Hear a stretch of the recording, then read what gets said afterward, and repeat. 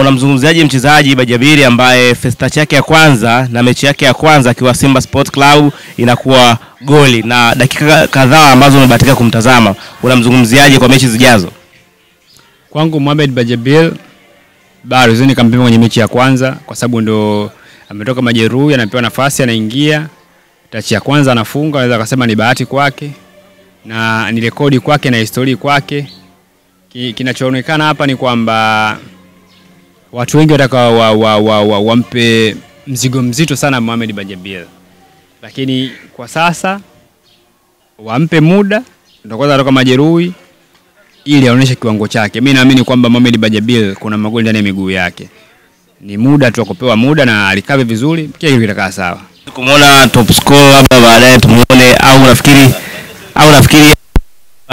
nafasi za akazoa nafasi ambazo tulikuwa tunaziona zinapotea kwa wachezaji wengine, kwa sababu kuna muda Simba tunaona kabisa wachezaji hawana morale, lakini vipi kuongezeka kwa Bajabiri? Morale ya timu haiji kwa mchezaji mmoja, morale ya timu ni timu nzima. Ukimzungumzia Mohamed Bajabiri aweza kaja kuonyesha morale kwa wakati mfupi huu, lakini ndio kwanza mechi yake ya kwanza, tusimwekee mambo makubwa sana kwa upande wake yeye. Ametoka majeruhi, mwache akae sawa, tutakuja kumbigi baada ya mechi 5, mechi 10, mechi 6. Mechi ya kesho inaweza kuwa ni mechi yake ya pili. Tutaangalia performance ni ile au performance yake inashuka. Kwa hiyo ni wakati wa kukaa kumpa muda Mohamed Bajabiri na mwingine atakaa sawa. Tusitake kumpa kila kitu kwa haraka zaidi. Hata Roma ikujenga kwa siku moja, ile inakuja kwa process. Kwa Mohamed Bajabiri mechi ya kwanza amescore, kwake ni yes, kwenye rekodi yake kaka ni yes, perfect kwake yeye. Kwa Simba wanajivunia wameweka historia ndani wa kwanza kuingia uwanjani, ndio mechi yake ya kwanza, touch yake ya kwanza goli, ni historia kwa klabu ya Simba, yes. Kwenye ligi kuu yetu Tanzania bara ni historia kwa mchezaji mwenyewe, yes. Na Mohamed Bajabiri ana wakati mgumu sana na klabu ya soka Simba, na majeruhi, amekaa sawa, anapona na umia tena. Kwa baada ya kupona na kuumia ndio mechi yake ya kwanza. Kwa tumpe muda, tusimwekee matazamio makubwa zaidi ya yale ambayo tunayaona kwa sasa. Kila kitu kipewe muda na wakati. Kama Musa Blamo alipewa muda na wakati akatimia, akaja kuwa bora zaidi kwa sasa kana klabu soka Simba. Sawa, tukiwa tunamalizia utabiri wako mechi ya Simba na Azam, mechi ya Mzizima Derby.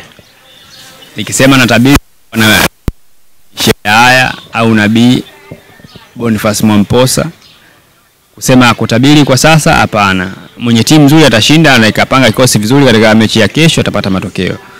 Tukienda kwenye daftari takwimu zinambeba Simba on paper, lakini wa timu zote zina wachezaji wazuri kwenye ambao kocha wa Simba aliondoka Fadlu Davis Lamman alikuwa anataka X factor mchezaji, X factor iko Azam FC. Kwa kesho ni makocha wawili ambao wenye profile tofauti. Rolai Benge kocha mkubwa barani Afrika na Suleiman Matola ambaye anaenda kukua kwa Afrika kwa kocha mkubwa na kuja kuwa kocha bora, waenda kukutana kwa mwenye mbinu bora, kesho waweza kupata matokeo. Mimi naweka game kati mpaka mechi ianze kucheza, tuone kila timu kuja na approach ipi na wachezaji wana comment wanajituma vipi kupitia kwenye mbinu za walimu wao na maagizo ya walimu wao kwenye mechi ya kesho. Kwa hiyo atakuwa bora katika mchezo, ataweza kupata matokeo.